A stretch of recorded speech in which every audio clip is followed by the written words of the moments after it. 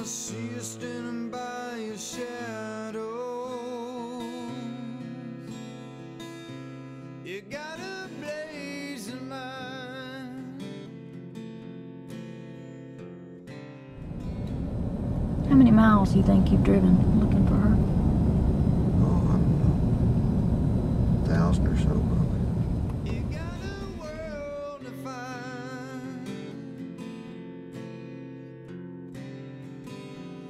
And I see you clinging to your troubles, pouring yourself a double on something left behind.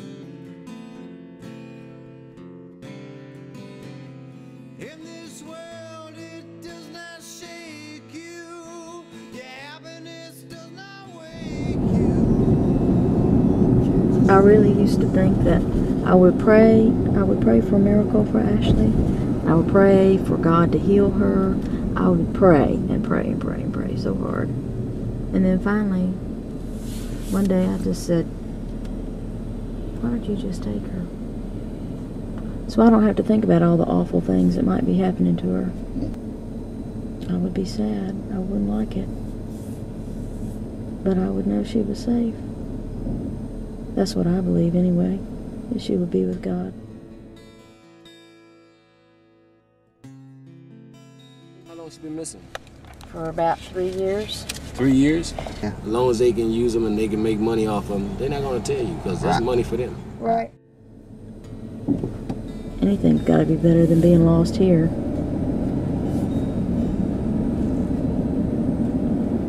That's probably what going to hell would be like. Being in a place that you can't leave from.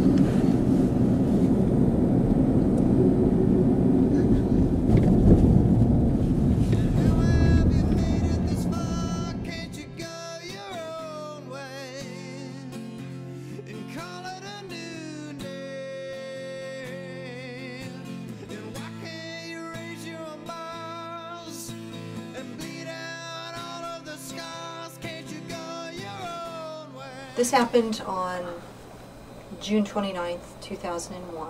In the early hours of the morning, a dumpster was set on fire, and the fire department responded, thinking here's just a dumpster on fire, and they went to put out the flames.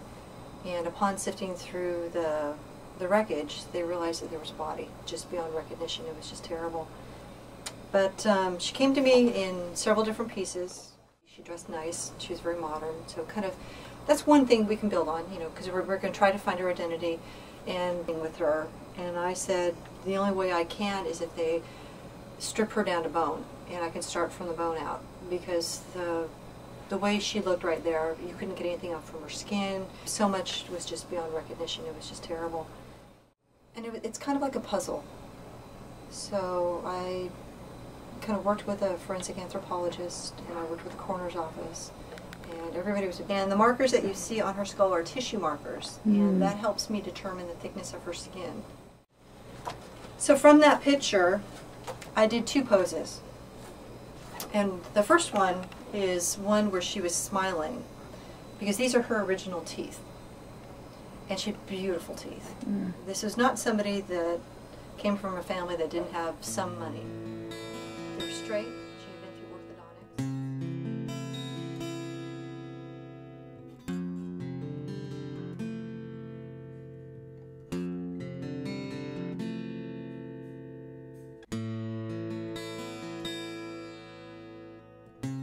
If you have a family member that is transient, that has a drug or substance abuse problem, someone that you know that is involved in criminal activity, that's on the street, if you have a loved one or a friend that is in a position, unfortunately, the reality of the situation is to be involved in an unnatural death.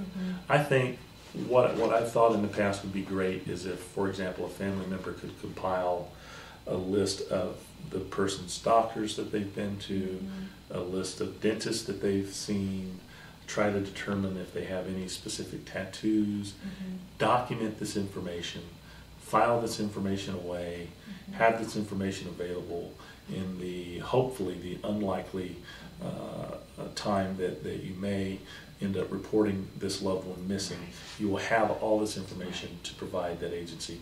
That information really goes a long way to assist the coroner's office in identifying someone. The quicker we can begin to look at these John and Jane Doe cases, the quicker we are to identify these people. If someone is not reported missing, then obviously their information is not going to be entered into this MUPS database that I've just discussed. The information has to be in the database for us to access it. So if people aren't reporting people missing that they think are probably missing, but they just don't think that it's maybe worthwhile, or no one's willing to listen to them, or it's not important, that can cause a potential problem, and it will cause a delay in identifying these people.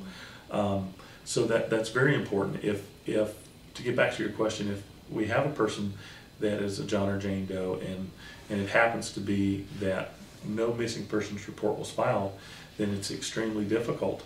Then it basically goes back to how much do we have to work with.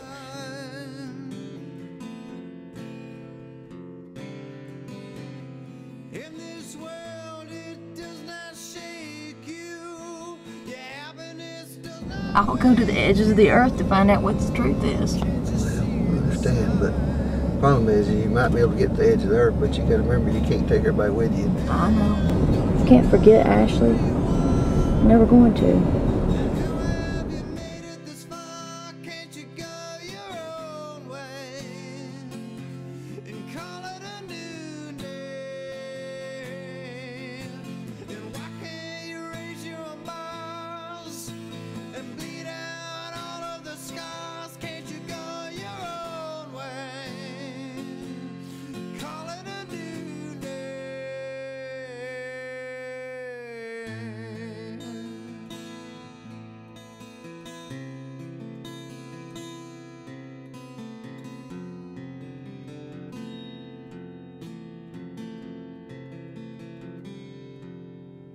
Well, every moment has its own way. Every verse has its own say. Why can't you?